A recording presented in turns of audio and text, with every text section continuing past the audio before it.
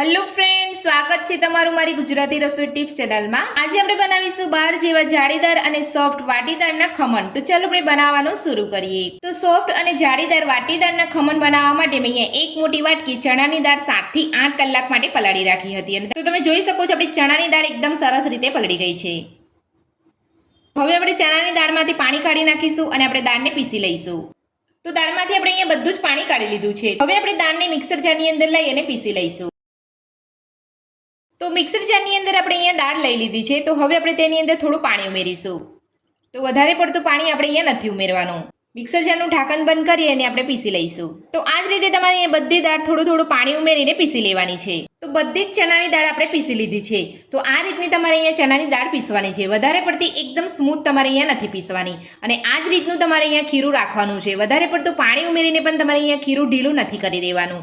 આપણે જરૂર પડશે ત્યારે જ આપણે અહીંયા પાણી ઉમેરવાનું છે। એ સ્ટેપ હું તમને પછી બતાવીશ। સાથે જ તમે જોઈ શકો છો મેં અહીંયા દાળને પીસ્યા પછી એરટાઇટ ડબ્બાની અંદર જ ખીરું લીધું છે। તો આ રીતે તમારે ખીરાને કોઈ પણ એરટાઇટ વાસણની અંદર લઈ લેવાનું છે, જેથી ખીરાની અંદર આથો એકદમ જલ્દી આવી જશે। તો હવે આપણે પીસેલી દાળની અંદર અડધી ચમચી જેટલા લીંબુના ફૂલ ઉમેરીશું। તો આપણે અહીંયા દહીંનો ઉપયોગ નથી કરવાનો, આપણે અહીંયા લીંબુના ફૂલનો જ ઉપયોગ કરવાનો છે। સાથે જ 2 થી 3 ચપટી જેટલી હળદર પાવડર ઉમેરીશું। 4 મોટી ચમચી જેટલું સિંગ તેલ ઉમેરીશું।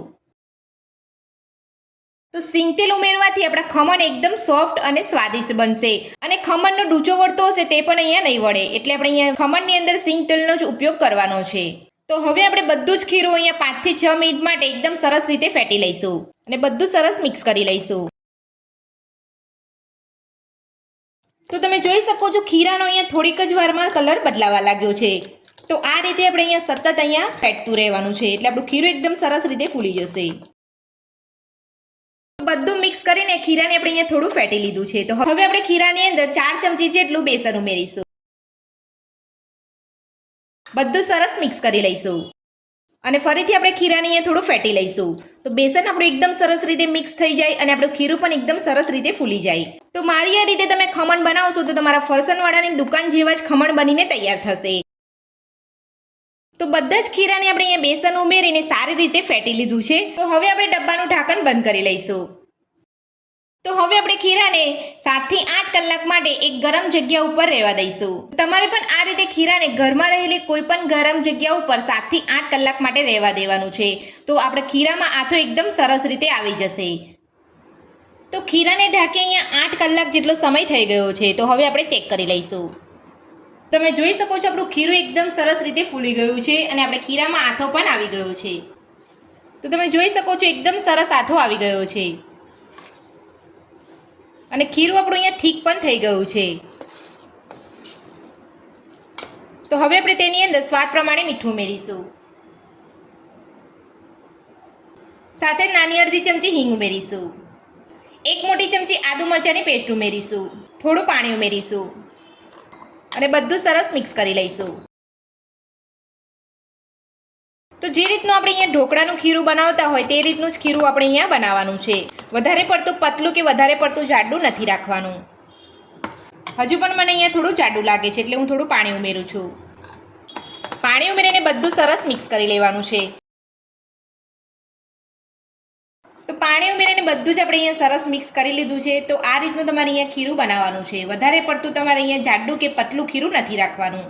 તો આપણા ખમણનું ખીરું બનીને તૈયાર છે। તો હવે આપણે ખીરામાંથી ખમણ બનાવીશું। તો ખમણ બનાવતા પહેલાં આપણે જે ડીશની અંદર ખીરું લેવાના છે તેને આપણે તેલથી ગ્રીસ કરી લઈશું। જો તમારી પાસે આ રીતની ડીશ ના હોય તો તમે સાદી ડીશની અંદર પણ ખમણ બનાવી શકો છો। તો ડીશને આપણે અહીંયા તેલથી ગ્રીસ કરી લીધી છે। તો હવે આપણે ડીશમાં ખીરું લઈ લઈશું। તો ડીશમાં ખીરું લેતા પહેલાં આપણે ખીરાની અંદર બેકિંગ સોડા ઉમેરી લઈશું। જેટલું ખીરું આપણે ડીશની અંદર લઈશું એટલા જ ખીરાની અંદર આપણે બેકિંગ સોડા ઉમેરવાનો છે। આપણે બધા જ ખીરાની અંદર બેકિંગ સોડા નથી ઉમેરવાનો। તો 1 ડીશ જેટલા ખીરાને આપણે બાઉલની અંદર લઈ લઈશું। તો હવે આપણે ખીરાની અંદર સોડા ઉમેરીશું। તો સોડા આપણે અહીંયા ડાયરેક્ટ નથી ઉમેરવાનો, આપણે અહીંયા પાણીની અંદર ઓગાળીને જ લેવાનો છે। તમે તમે ખીરાની અંદર ડાયરેક્ટ સોડા ઉમેરશો તો તમારું ખીરું લાલ પડી જશે, એટલે તમારે આ રીતે પાણીની અંદર જ ઓગાળીને તમારે સોડા લેવાનો છે. તો મેં અહીંયા 2 મોટી ચમચી જેટલું વાટકીની અંદર પાણી લીધું હતું અને તેની અંદર નાની અડધી ચમચી જેટલો સોડા ઉમેર્યો છે. તો હવે આપણે પાણીની અંદર ઓગાળેલા સોડાને ખીરાની અંદર લઈ લઈશું અને બધું સરસ મિક્સ કરી લઈશું. તો આ રીતે તમે ખમણ બનાવશો તો તમારા ખમણ એકદમ જાળીદાર અને સોફ્ટ બનશે. તો સોડા ઉમેરીને આપણે બધું સરસ અહીંયા મિક્સ કરી લીધું છે. તો હવે આપણે ખીરાને ડીશની અંદર લઈ લઈશું. ખમણ બનાવવા માટે તમે અહીંયા જોઈ શકો છો કુકરની અંદર મેં પાણી ગરમ કરવા મૂકી દીધું છે અને પાણી આપણું સરસ ગરમ થઈ ગયું છે. તો હવે આપણે ડીશ મૂકી દઈશું. તો ખમણની ડીશ આપણે અહીંયા કુકરની અંદર લઈ લીધી છે. તો હવે આપણે ઢાંકણ ઢાંકીને ગેસની મીડિયમ ફ્લેમ પર 15 મિનિટ માટે થવા દઈશું. તો 15 મિનિટ જેટલો સમય થઈ ગયો છે. તો હવે આપણે ખમણને ચેક કરી લઈશું. તો તમે જોઈ શકો છો એકદમ સરસ આપણે અહીંયા ખમણ ફૂલ્યા છે. તો હવે આપણે ખમણને ચેક કરી લઈશું. તો તમે જોઈ શકો છો આપણા ખમણ એકદમ સરસ રીતે કૂક થઈ ગયા છે. તો હવે આપણે ખમણની ડીશ બહાર કાઢી લઈશું અને ખમણને ઠંડા થવા દઈશું. તો ખમણ આપણે એકદમ સરસ રીતે અહીંયા ઠંડા થઈ ગયા છે. તો હવે આપણે ખમણને કટ કરી લઈશું અને તમે જોઈ શકો છો ખમણની અહીંયા કિનારી પણ એકદમ સરસ રીતે અલગ થઈ ગઈ છે. હવે આપણે ખમણને બહાર કાઢી અને કટ કરી લઈશું. અને તમે ડીશની અંદર જ કટ કરવા માંગતા હોય તો ડીશની અંદર પણ કટ કરી શકો છો. તો તમે જોઈ શકો છો એકદમ જાળીદાર આપણા ખમણ બન્યા છે. તો હવે આપણે ચોપિંગ બોર્ડની ઉપર લઈ અને ખમણને કટ કરી લઈશું. તો તમે જોઈ શકો છો ખમણ આપણે અહીંયા આસાનીથી કટ થઈ રહ્યા છે.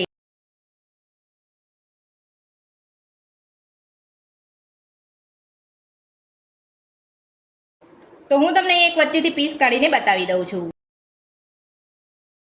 તો તમે જોઈ શકો છો બાર જેવા જ એકદમ સરસ જાળીદાર ખમણ આપણા બન્યા છે.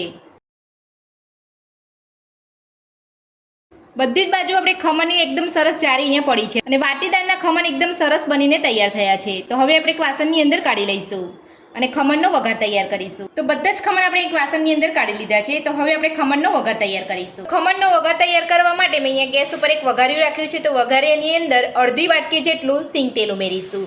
તો આ ખમણની અંદર સિંગ તેલનો જ ઉપયોગ કરવામાં આવે છે, એટલે સિંગ તેલ પણ આપણે અહીંયા થોડું આગળ પડતું જ રાખવાનું છે. તો હવે આપણે તેલને ગરમ થવા દઈશું. તો તેલ આપણું અહીંયા સરસ ગરમ થઈ ગયું છે. તો હવે આપણે તેની અંદર 1 ચમચી રાઈ ઉમેરીશું.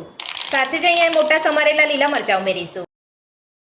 તો ખમણનો વઘાર બનીને આપણો તૈયાર છે. તો હવે આપણે ખમણનો વઘાર ખમણ ઉપર વેડી લઈશું.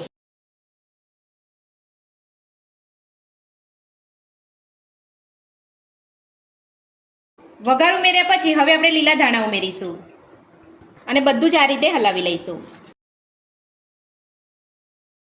તો વઘાર અને ધાણા ઉમેરીને બધું સરસ મિક્સ કરી લીધું છે અને તમે જોઈ શકો છો બહાર ફરસાણવાળાની દુકાન જેવા જ આપણા અહીંયા વાટીદારના ખમણ દેખાઈ રહ્યા છે અને ખાવામાં પણ એકદમ સોફ્ટ અને જાળીદાર બન્યા છે. તો મારી આ રીતે આ વાટીદારના ખમણ ઘરે બનાવવાનું એકવાર જરૂરથી ટ્રાય કરજો. બાર જેવા જ ખમણ તમારા બનીને તૈયાર થશે. તો તમે જોઈ શકો છો એકદમ સરસ અહીંયા જાળીદાર ખમણ બન્યા છે. તો વાટીદારના ખમણ બનાવવાની રીત તમને મારી કેવી લાગી મને કોમેન્ટ બોક્સમાં કોમેન્ટ કરીને જરૂરથી જણાવજો. આજની રેસીપી પસંદ આવી હોય તો વિડીયોને લાઇક કરજો, ચેનલને સબસ્ક્રાઇબ કરજો, તમારા મિત્રોને જરૂરથી શેર કરજો. Thank you.